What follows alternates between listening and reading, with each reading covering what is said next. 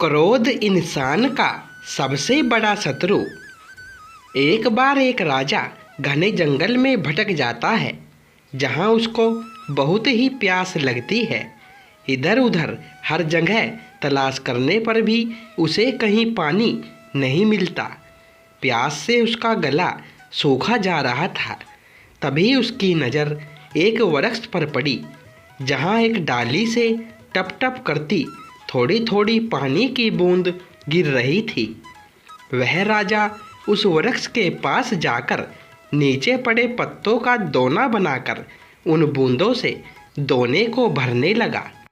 जैसे तैसे लगभग बहुत समय लगने पर वह दोना भर गया और राजा प्रसन्न होते हुए जैसे ही उस पानी को पीने के लिए दोने को मुंह के पास ऊंचा करता है, तभी वहाँ सामने बैठा हुआ एक तोता टैं की आवाज़ करता हुआ आया।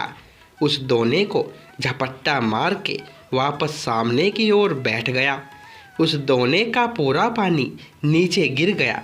राजा निराश हुआ कि बड़ी मुश्किल से पानी नसीब हुआ और वो भी इस पक्षी ने गिरा दिया, लेकिन अब क्या हो सकता है।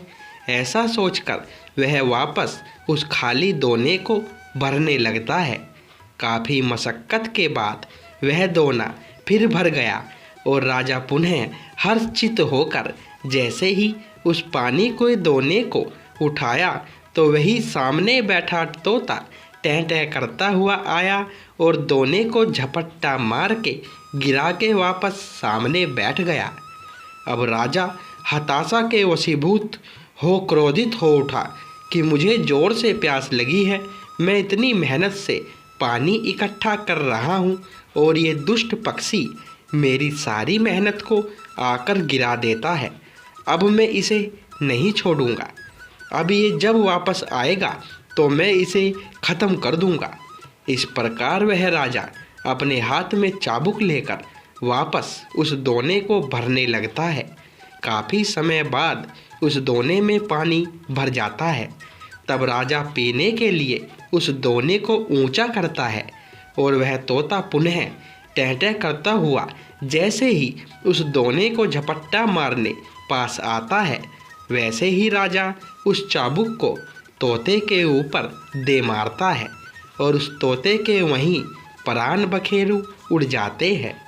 तब राजा सोचता है कि इस तोते से तो पीछा छूट गया, लेकिन ऐसे बूंद बूंद से कब वापस दोना भरूंगा और कब अपनी प्यास बुझा पाऊंगा। इसलिए जहाँ से ये पानी टपक रहा है वहीं जाकर झट से पानी भर लूँ। ऐसा सोचकर वह राजा उस डाली के पास जाता है जहाँ से पानी टपक रहा था। वहाँ जाकर जब राजा देखता है तो उसके पाँव के नीचे की ज़मीन खिसक जाती है, क्योंकि उस डाली पर एक भयानक अजगर सोया हुआ था और उस अजगर के मुंह से लार टपक रही थी। राजा जिसको पानी समझ रहा था वह अजगर की जहरीली लार थी। राजा के मन में पश्चाताप का समुंदर उठने लगता है कि हे प्रभु, यह मैंने क्या कर दिया। जो पक्षी बार बार मुझे जहर पीने से बचा रहा था, क्रोध के वशीभूत होकर मैंने उसे ही मार दिया। काश मैंने संतों के बताए उत्तम क्षमा मार्ग को धारण किया होता, अपने क्रोध पर नियंत्रण किया होता, तो ये मेरे हितैषी निर्दोष पक्षी की जान नहीं जाती। हे भगवान, मैंने अज्ञानता में कितना बड़ा पाप कर दिया। हाय, ये मेरे द्वारा क्या हो गया। ऐसे घोर पश्चाताप से प्रेरित हो वह राजा दुखी हो उठता है।